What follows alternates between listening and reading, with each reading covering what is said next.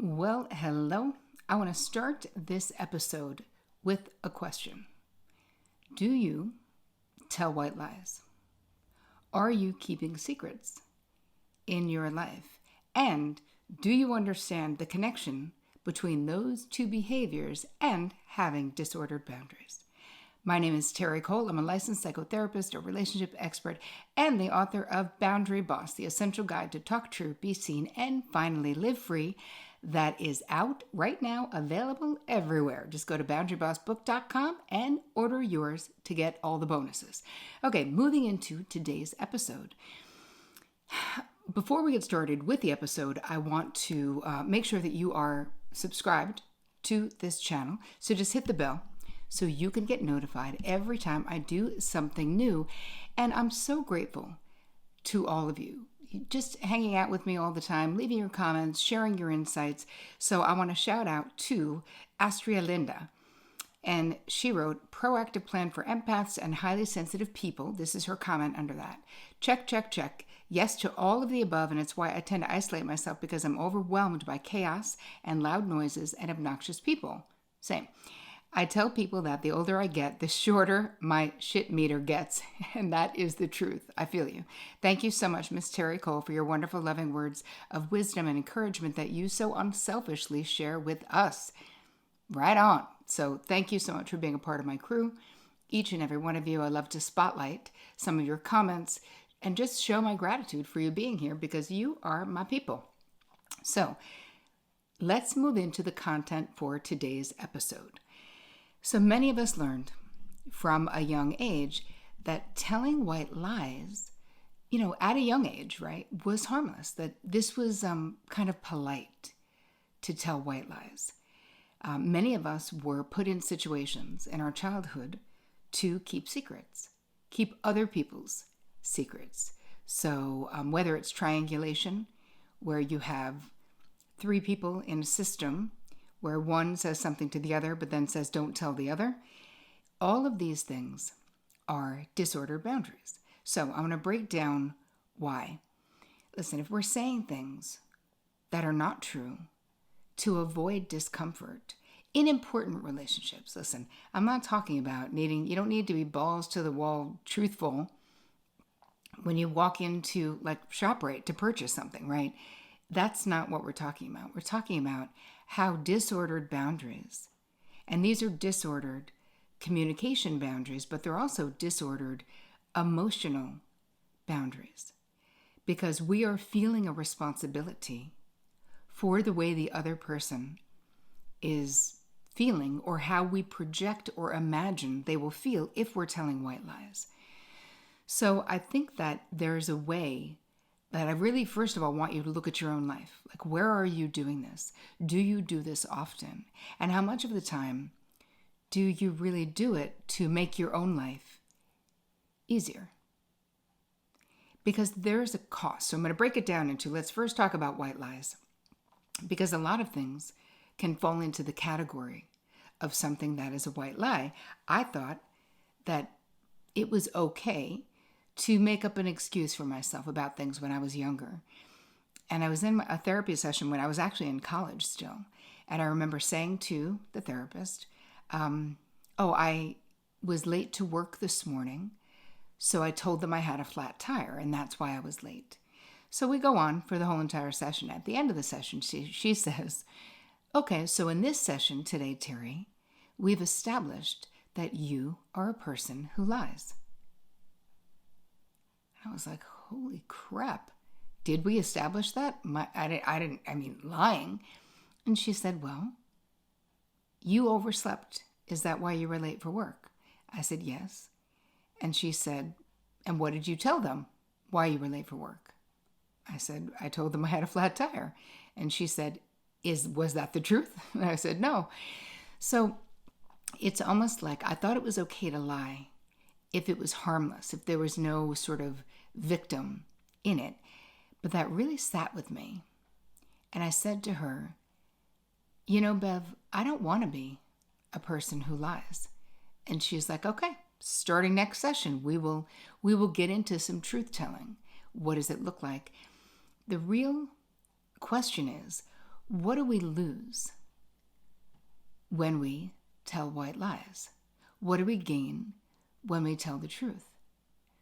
So there was something that I was excusing my own behavior rather than just owning my behavior.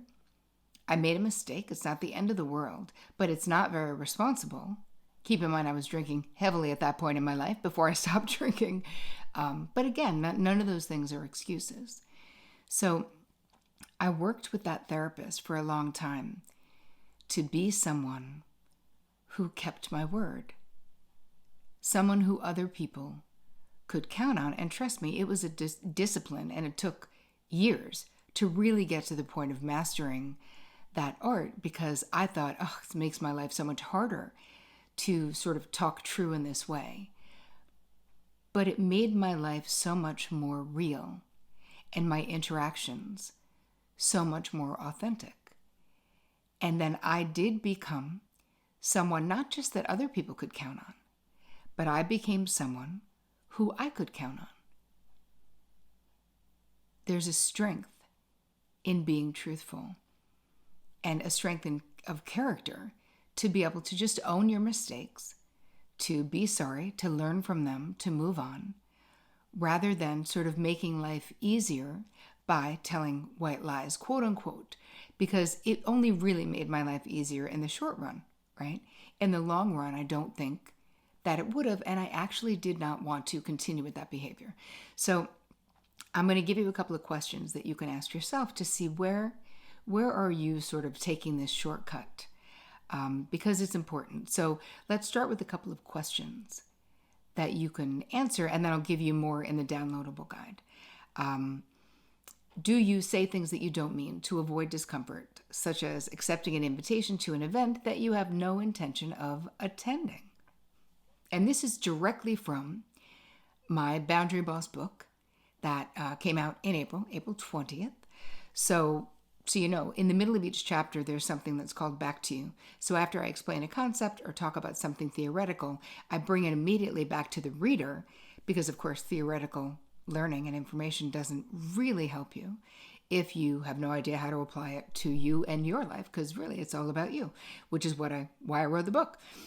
The second question: I sometimes use white lies to avoid conflict. For example, I might dodge a call from a demanding pal or say I'm eating dinner when I'm not. Is that true or false for you? Think about it. I tend to flatter others to manipulate a situation. I break promises to myself and others. I complain about pals behind their back, but rarely communicate my displeasure directly. So there's a bunch more of those that you will find in the downloadable guide and in the book itself. But I wonder what you're discovering right now about yourself when it comes to white lies. Because these things actually matter. And talking true is a skill, and it's something that you can learn to do if you want to, of course. But the next part of this with disordered boundaries, talking true, right? We hit the white lies, and let's move into the keeping secrets. Now, there's nothing wrong with someone asking you to keep something private, as long as it doesn't put you or any of your relationships in a compromising situation. So when I married a widow, my husband was a widower when I married him, and had 3 teenage sons who were acting out kind of at the time. This was many years ago. And I remember saying to them, because I was close to them and could talk about things and stuff, and they could tell me things, but I wanted to be clear about what they could and couldn't tell me.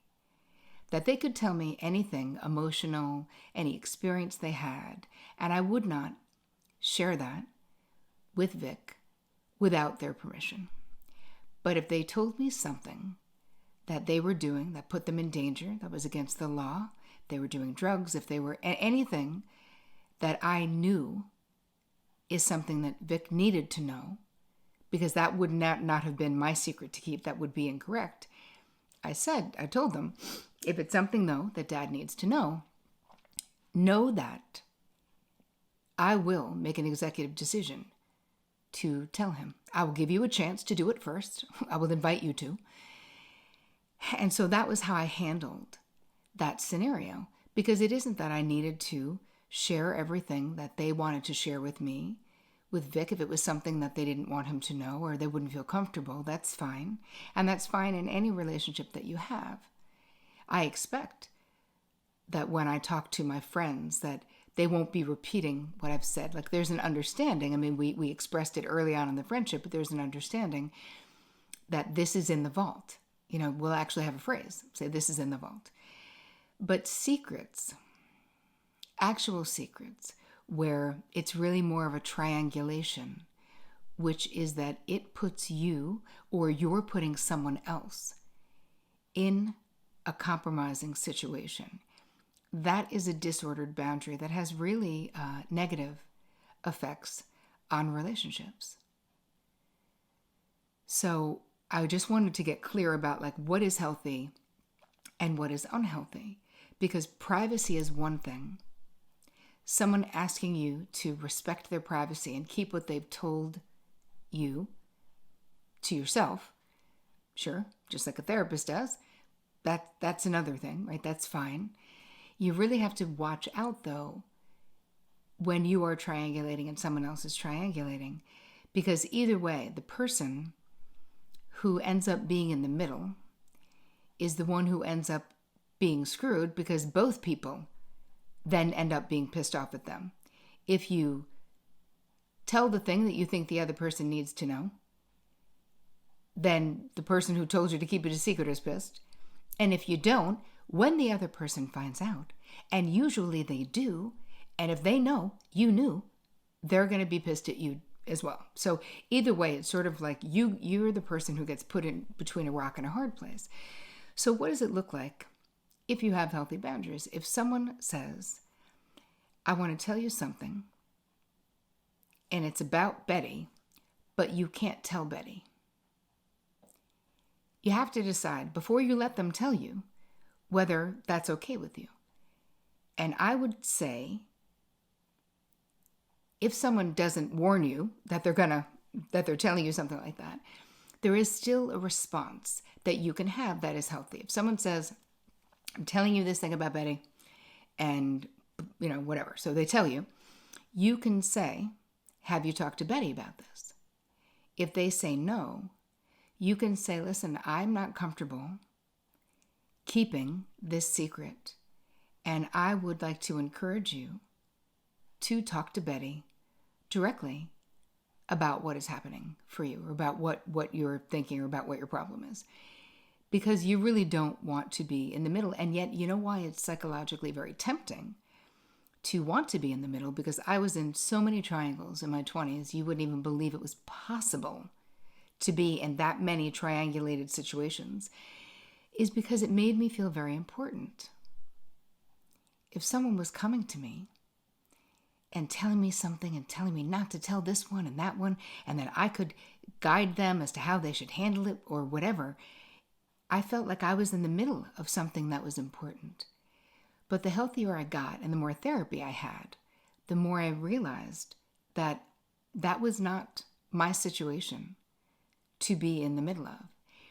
And that I was really more serving my ego, or it was like a misguided sense of loyalty or wanting to help that had me say, okay, tell me all the things, So what we don't want is to have disordered boundaries around truth-telling or keeping secrets, which is really similar to, it's one aspect of triangulation, right? It's not the whole thing with triangulation. It's one aspect of triangulation where you're involved in a situation where it should really just be two people, but you get sucked in and you allow yourself to be sucked into it. Because we really don't want to be in that position. And going back to the white lies stuff, there's something, and I'll put it in the downloadable guide for you, about the 3 gates. And there's a lot of different, supposedly it is originated with Rumi, the Persian poet, the Sufi master, and we don't even know if that's actually true, but I'll just say that because that's where I heard it. It's so simple, and yet it can have an enormous impact on what you do in your life and your relationships before you talk. So before you say anything, it's basically, the concept is, what you're going to say has to go through these 3 gates. The first one is it true? If what you're going to say is true, and if yes, it's true, you can go through to the next gate. Is it necessary? Well, that would take out all of the things we're talking about here, right? It's not necessary to triangulate. It's not necessary. It wasn't necessary for me to say that I had a flat tire. I just did it because it was easy, but it really wasn't a necessity. So the second gate is it necessary? And the third gate, is it kind? And I just want you to imagine, A, doing all of those things is being boundaried in a healthy way. Imagine how much less would be said if everything anyone said needed to pass through those gates. How different would your life be? How different would all of our lives be if we were only speaking if something was true, necessary, and kind?